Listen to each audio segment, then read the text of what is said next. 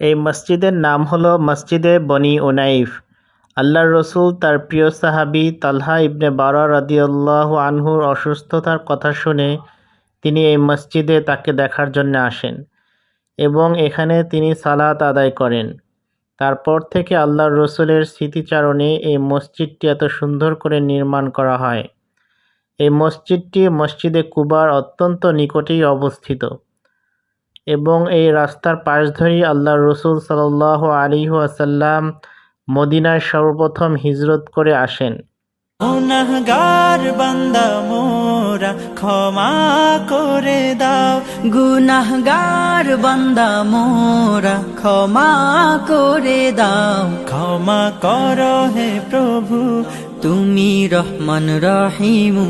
ক্ষমা করো হে প্রভু, তুমি রহমান রহিম।